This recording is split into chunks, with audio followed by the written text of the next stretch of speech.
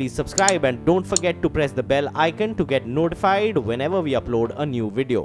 हिमाचल प्रदेश के मनाली में ब्यास नदी में आई बाढ़ की वजह से पानी का सैलाब एक बस को माचिस की डिब्बी की तरह अपने साथ बहाकर ले गया। पिछले 2 दिनों से हो रही लगातार बारिश की वजह से कुल्लू और उसके आसपास के इलाकों में हालात काफी बिगड़ गए, जबकि कई नदियों और नालों का और उसके पल भर बाद ही बस माचिस की डिब्बी की तरह तेज बहाव के साथ बह गई। लोग चीखते चिल्लाते हुए वहां से भागने लगे। जिस वक्त ये बस पानी के सैलाब के बीच आई तब उसमें एक आदमी सवार था, लेकिन हादसे की आशंका को देखते हुए वो समय रहते बस से नीचे उतर आया और बाद में वहां मौजूद दूसरे लोग भी बस से दूर जाकर खड़े हो गए। इस घटना के कुछ ही देर बाद कुल्लू में इसी बस को सैलाब के साथ बहते नदी का रौद्र रूप देख लोगों में डर पैदा हो गया। वहाँ एक सफेद गाड़ी भी सैलाब के साथ बहते हुए किनारे पर आ गई। गाड़ी की हालत देखकर नदी के गुस्से का अंदाजा लगाया जा सकता था। इसके अलावा कई और गाड़ियों और मकानों को भी ब्यास नदी ने नुकसान पहुंचाया। हमने अलग अलग जगहों पे रेस्क्यू किया है। हमने सबको सक्सेसफुली रेस्क्यू करके भुंतर एयरपोर्ट पे हमने लैंडेड करवा दिया गया है। बारिश आफत बनकर बरस, वहीं कई इलाकों में सड़क धंसने की वजह से हालात खराब हो गए। मिट्टी के खिसकने से बड़े बड़े गड्ढे हो गए। सैकड़ों लोगों की जान खतरे में आ गई। राज्य के 8 जिलों कुल्लू, किन्नौर, चंबा, कांगड़ा, बिलासपुर, सिरमौर, मंडी और शिमला में भारी बारिश के चलते स्कूलों और कॉलेजों को बंद करने का फैसला लिया गया। हिमाचल प्रदेश के मनाली में हम इसमें बात करें मनाली चंडीगढ़ नेशनल हाईवे की, तो कुल्लू से मनाली के मध्य जो नेशनल हाईवे है वो इसमें पूरी तरह से बाधित पड़ा। आप देखते हैं, सीधी तस्वीर आप देखते हैं किस तरह जो मलबा यहाँ नेशनल हाईवे पर पड़ चुका है। और साथ में ही मैं दिखाना चाहूँगा साथ में किस तरह ब्यास नदी जो है उसने किस तरह अपना रौद्र रूप यहाँ पे धारण कर लिया है। आप देखते हैं कि जो यहाँ से भाग चुके हैं और पुलिस प्रशासन भी घरों को खाली कराने में जुटा हुआ है। सिर्फ बाढ़ ही नहीं, पहाड़ों पर बर्फबारी भी हो रही है। हिमाचल में लाहौल को कुल्लू से जोड़ने वाले रोहतांग दर्रे में करीब 1 फुट बर्फबारी हुई। मौसम के बदले तेवरों ने लाहौल और कुल्लू के लोगों की मुश्किलों को बढ़ा दिया है। लेह मार्ग के बारालाचा और स्पीति मार्ग के कुंजम में 1.5 फीट बर्फबारी हुई है। लाहौल घाटी में दर्जनों सैलानी फंसे हुए हैं। सड़क यातायात बंद होने और उफान पर बह रही नदियों की वजह से सैलानी घंटों मुश्किल हालात में फंसे रहे, जिसके बाद हेलीकॉप्टर लोगों की मदद से बाहर निकाला गया। लगातार हो रही बारिश लोगों के लिए आफत बनती जा रही है। होशियारपुर में भारी बारिश की वजह से एक स्कूल वैन पानी में फंस गई, जिसके बाद लोगों ने पानी में फंसे बच्चों को सुरक्षित निकाला। पहले लोगों ने बच्चों को वैन से निकाला और फिर एक एक कर बच्चों को बाहर निकाला। इसी बीच पंजाब में भारी बारिश के बाद स्कूल और कॉलेज कल बंद रहेंगे। पूरे पंजाब में इस वक्त रेड अलर्ट रखा गया है। भाखड़ा डैम के आसपास के इलाकों में भी चौकसी बढ़ाई गई है और वहां पे आसपास में जो निचले इलाके हैं जहां पर लोग रहते हैं, खेती करते हैं, उन इलाकों को भी खाली करवाया जा रहा है। शुक्रिया मोहित। हिमाचल के चंबा में भारी बारिश की वजह से कई लोगों के आशियाने सैलाब में बह गए, जबकि कई पहाड़ खिसकने की वजह से एक सड़क का कुछ हिस्सा अपनी जगह से खिसक कर ढह गया, जिससे पुल की नींव भी कमजोर पड़ गई। इसी तरह दूसरे इलाकों में मिट्टी और पत्थरों का मलबा सड़कों पर जमा हो गया, जिससे सड़क यातायात कई घंटों के लिए प्रभावित रहा। खुदाई करने वाली मशीनों की मदद से मलबे को हटाने की कोशिश की गई, जिसमें 60 से ज्यादा मवेशियों के दबे होने का भी दावा किया गया। चंबा में 36 घंटों से हो रही भारी बारिश की वजह से कई गाँव में बिजली की सप्लाई भी रोक दी गई। अंडरपास ने तो तालाब की शक्ल ले ली। अंडरपास में कमर से ऊपर तक पानी भर गया। इसी तरह दूसरे इलाकों में भी बारिश का पानी जमा होने से गाड़ियों की रफ्तार पर ब्रेक लग गया। उफान पर बह रहे नालों का पानी सड़कों पर आ गया, जिससे जगह जगह पर गड्ढे हो गए। मिट्टी डालकर उन्हें भरने की कोशिश की गई, लेकिन इससे लोगों को ज्यादा राहत नहीं मिली। पानी में गाड़ियां फंसी तो कई लोग भी उसमें फंस गए। सड़क किनारे काफी देर तक उन्हें मदद का इंतजार करना पड़ा। कई लोगों को तो घंटों तक अपनी गाड़ी के साथ पानी के बीच ही खड़ा रहना पड़ा। दिल्ली के धौलाकुआं से सोना तक लोगों को भीषण जाम से जूझना पड़ा। राजीव चौक पर पानी जमा होने की वजह से कई गाड़ियां खराब हो गयी, जिसकी वजह से गुरुग्राम रेलवे स्टेशन जाने वाला रास्ता बंद हो गया। इसी तरह कई रिहायशी इलाकों में भी पानी।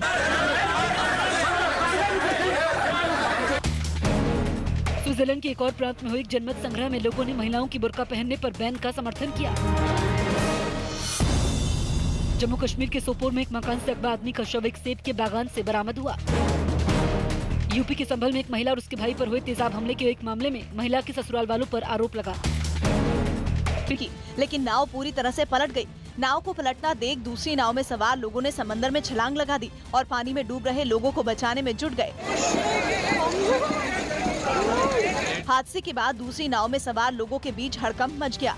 बताया गया कि हादसे में 5 लोग घायल हो गए। कानपुर में गणेश विसर्जन के दौरान कुछ लोग एक लड़के को बुरी तरह पीटने लगे। जिस लड़के के साथ मारपीट हुई उस पर लड़कियों से छेड़छाड़ करने का आरोप लगाया और पुलिस से आरोपी के खिलाफ कड़ी कार्रवाई की मांग की। हालांकि आरोपी ने लड़कियों से छेड़छाड़ के आरोपों को बेबुनियाद बताते हुए भीड़ में शामिल लड़कों पर साजिश के तहत उसे फंसाने का आरोप लगाया। उत्तर प्रदेश के गोरखपुर में मौजूद बीआरडी मेडिकल कॉलेज से निलंबित डॉक्टर कफील खान और उनके बड़े भाई को गिरफ्तार कर पुलिस मेडिकल जांच के लिए अस्पताल ले गई। अस्पताल में बच्चों की मौत के मामले में आरोपी डॉक्टर कफील पर अब फर्जी दस्तावेजों के जरिए एक बैंक में खाता खुलवाने का आरोप लगा। और 2009 में मुजफ्फर आलम नाम के शख्स की फोटो और कुछ जरूरी दस्तावेजों का इस्तेमाल कर यूनियन बैंक में फैजान नाम से एक फर्जी खाता खुलवाया और इसी खाते के जरिए करीब 2 करोड़ रुपए का लेन देन भी किया। मेरी एक फोटो शायद वो कहीं से पा गया और फर्जी डीएल लाइसेंस और मेरा नाम मुजफ्फर आलम है और मुझे मोहम्मद फैजान बनाया गया। डॉक्टर कफील पर फर्जीवाड़े का आरोप लगाने वाले शख्स ने इस मामले में कोर्ट ने डॉक्टर कफील और उनके भाई को न्यायिक हिरासत में भेज दिया। दिल्ली में अब ड्राइविंग लाइसेंस, गाड़ी का रजिस्ट्रेशन और फिटनेस प्रमाण पत्र केवल ऑनलाइन आवेदन करने पर मिलेगा। दिल्ली परिवहन निगम के मुताबिक सभी 13 आरटीओ यानी रीजनल ट्रांसपोर्ट ऑफिस में 1 अक्टूबर से ऑनलाइन आवेदन का नियम जरूरी हो गया है, जिसके बाद से ड्राइविंग लाइसेंस, गाड़ी के रजिस्ट्रेशन समेत कई सुविधाएं ऑनलाइन। आपके बीएचयू यानी बनारस हिंदू विश्वविद्यालय में छात्रों के 2 गुटों में झड़प हो गई। वहां 2017 में हुए लाठीचार्ज की बरसी पर एक नाटक के मंचन के दौरान बवाल मच गया, जिसके बाद छात्रों का एक गुट नुक्कड़ नाटक का आयोजन करने वाले दूसरे गुट से भिड़ गया। हालात बिगड़ता देख यूनिवर्सिटी प्रशासन प्रिंसिपल पर अपनी छात्रा की बेरहमी से पिटाई करने का आरोप लगा। बच्ची के परिवार वालों ने दावा किया कि नहाकर स्कूल न जाने की वजह से प्रिंसिपल ने उसकी पिटाई की, जिसके बाद उसे इलाज के लिए अस्पताल में भर्ती कराया गया। लड़की के पिता के मुताबिक 8वीं में पढ़ने वाली उनकी बेटी बीते कई दिनों से बीमार थी और डॉक्टर ने उसे नहलाने से मना किया था, लेकिन नहाकर नहीं जाने की वजह से स्कूल में देश के कई जिले भारी बारिश की चपेट में हैं। बारिश के चलते नदियां उफान पर हैं और लैंडस्लाइड की वजह से जानमाल का भारी नुकसान हो रहा है। आसमान से बरस रही आफत को देखते हुए प्रदेश में रेड अलर्ट जारी किया गया है। मंडी में बाढ़ प्रभावित इलाके में एयरफोर्स ने अभियान चलाकर 2 लोगों को सुरक्षित निकाला। वायुसेना के जवानों ने हेलीकॉप्टर के जरिए बारिश में फंसे 2 लोगों की जान बचाई। इन दोनों लोगों को हेलीकॉप्टर से रस्सी के सहारे वायुसेना के जवानों ने ऊपर खींचा। मौके पर पहुंच गए और बस में तोड़फोड़ की। बच्चों के घर वालों ने ड्राइवर पर लापरवाही का आरोप लगाया।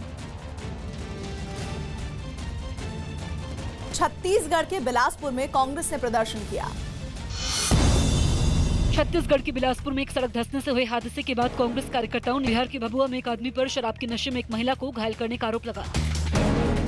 बिहार के मुंगेर में पुलिस ने एक मकान में खुदाई कर लापता हुए एक प्रॉपर्टी डीलर का शव बरामद कर 5 आरोपियों को पकड़ लिया।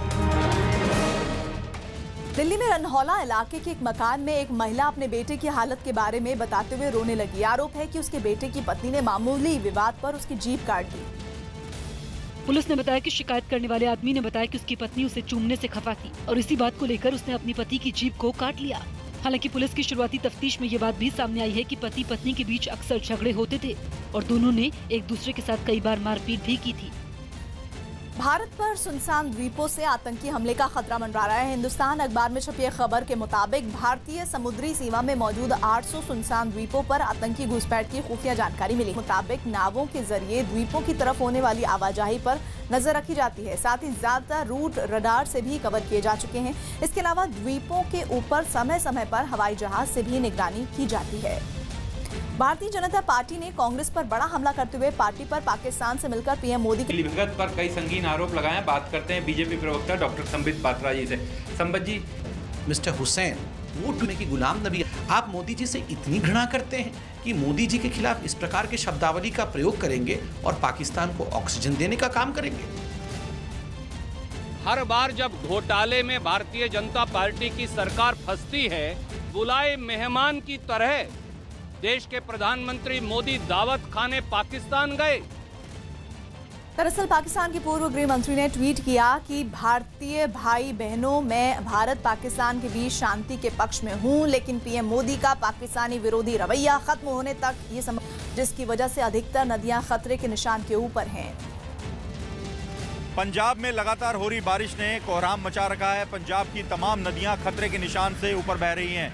मैं इस वक्त चंडीगढ़ के नज़दीक मोहाली के डेरा बस्ती में मौजूद हूं और ये डेरा बस्ती ब्रिज के नीचे आप जो नदी देख रहे हैं, ये घग्गर नदी है जो कि इस वक्त खतरे के निशान से ऊपर बह रही है और पानी की लहरें देखकर आप अंदाज़ा लगा सकते हैं कि ये पानी क्या कि हरियाणा के पंचकुला से होते हुए पंजाब में आगे बढ़ती है। पंजाब का डेरा बस्ती और चंडीगढ़ के नज़दीक का इलाका इससे सटा हुआ है। इसी वजह से इन इलाकों में काफ़ी नुकसान हो रहा है। ख़ास तौर पर किसान जिनके खेत इस घग्गर नदी से सटे हुए हैं, उनको काफ़ी नुकसान उठाना पड़ा है।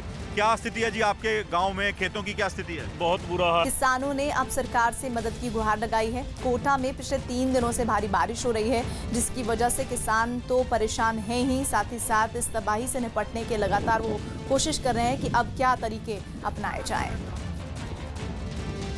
पानी अभी भी खेतों में भरा हुआ है, निकल रहा है, हालांकि बरसात आज तो रुकी हुई। मध्य प्रदेश में विधानसभा चुनाव का रंग चढ़ चुका है। राहुल गांधी के रोड शो के बाद अब प्रधानमंत्री की रैली होने वाली है और ये मंगलवार को इस रैली को जो बीजेपी दावा कर रही है कि विश्व का सबसे बड़ा कार्यकर्ता सम्मेलन है ये, और भारतीय जनता पार्टी के इस दावे के बीच जो मंच सजा है, इस मंच में दोनों तरफ पूर्व प्रधानमंत्री अटल बिहारी वाजपेयी की जो कटआउट है वो लगे हुए हैं। विधानसभा चुनाव की जिसे कहें जंग में उतरने के लिए कार्यकर्ताओं को तैयार करने की फिलहाल मंच सज चुका है और प्रधानमंत्री नरेंद्र मोदी की तरफ से इस मैदान से, भोपाल के जमहूरी मैदान से विधानसभा चुनाव की जंग की जो शुरुआत है बीजेपी की तरफ से की जाएगी। Manoj Sharma, Bhopal, news 18 India. धोनी में चोट की वजह से अगले महीने हंगरी में होने वाली वर्ल्ड रेसलिंग चैंपियनशिप से बाहर हो गयी। एशिया कप में श्रीलंका की टीम के खराब प्रदर्शन की वजह से एंजेलो मैथ्यूज को कप्तानी से हटाकर इंग्लैंड दौरे के लिए दिनेश चांडीमाल को वनडे टीम की जिम्मेदारी सौंपी गई। दुनिया की सबसे बड़ी स्वास्थ्य बीमा योजना आयुष्मान भारत पर विपक्ष पार्टी ने चुनाव से पहले आयुष्मान भारत योजना शुरू करने पर ही सरकार को घेरा। 4.5 साल बीत गए हैं, चुनाव होने वाले हैं, जनता को केवल बेवकूफ बनाने के लिए, वोट लेने के लिए योजना लागू करने का काम किया गया है। लेकिन विपक्ष के जोरदार हमले का जवाब बीजेपी और उसकी सहयोगी पार्टी जेडीयू ने दिया।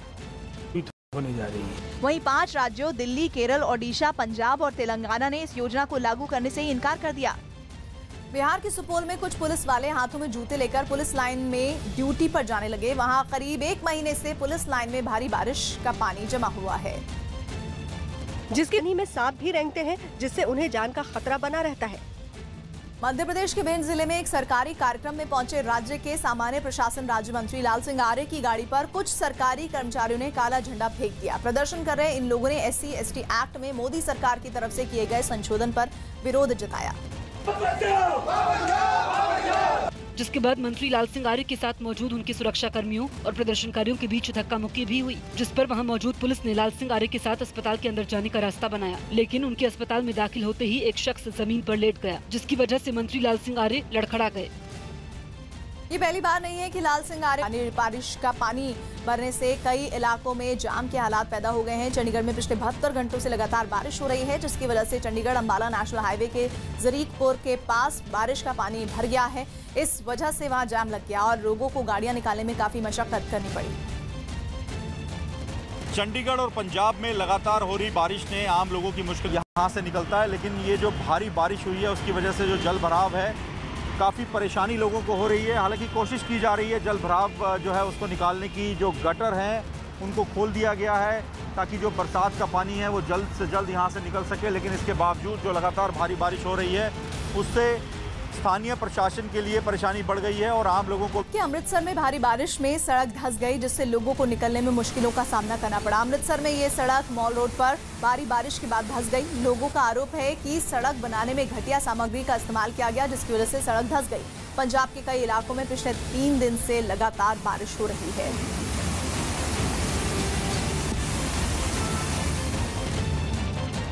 हिमाचल प्रदेश बेड़च नदी पर बने पुल पर लोगों को भारी परेशानी का सामना करना पड़ा। यहाँ के पुल के ऊपर से करीब 1 फुट पानी बह रहा है, जिससे लोगों को आने जाने में दिक्कत हो रही है।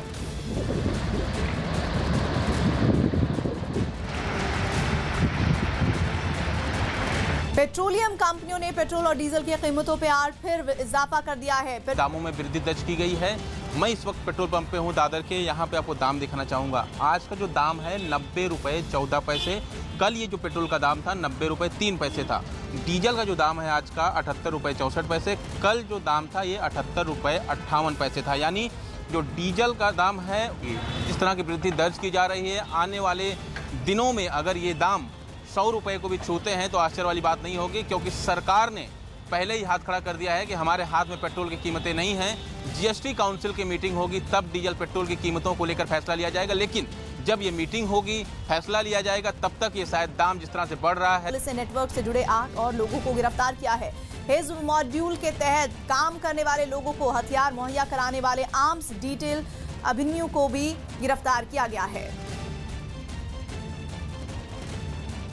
मुंबई के गिरगांव चौपाटी पर कुछ बच्चे बीएमसी कर्मचारियों के साथ मिलकर सफाई करने में जुट गए। गिरगांव चौपाटी पर स्कूल के बच्चे यहाँ पर आए हुए हैं और साफ सफाई अभियान यहाँ पे चलाया जा रहा है। स्कूली बच्चों के अलावा इस सफाई अभियान में कॉलेज के छात्र भी शामिल हुए और सबने वहाँ बिखरे कचरे को हटाने में मदद की।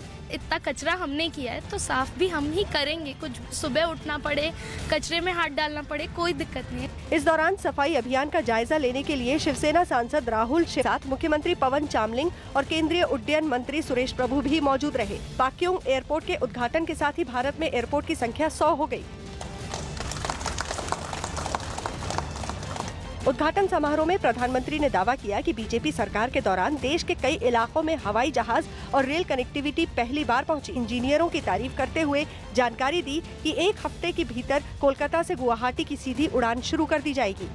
एक बार फिर राफेल डील को लेकर वित्त मंत्री अरुण जेटली पर हमला बोला है। उन्होंने कहा कि अरुण जेटली को बात समझ में नहीं आती है। राहुल ने हमला करते हुए कहा कि अरुण जेटली सच्चाई की बात करते हैं तो उन्हें जेपीसी की जांच करा लेनी चाहिए। तो अरुण जेटली सच्चाई की बात अगर करते हैं तो उन्हें आखिर बता ही देना चाहिए तमाम तथ्यों को। फ्रांस का एक्स राष्ट्रपति हिंदुस्तान के प्रधानमंत्री को चोर कह रही है। हॉलैंड जी कह रहे हैं कि नरेंद्र मोदी जी चोर हैं और नरेंद्र मोदी जी को सफाई देनी है कि फ्रांस का एक्स राष्ट्रपति उनको चोर क्यों कह रहा है। उसमें मेरा क्या लेना देना है।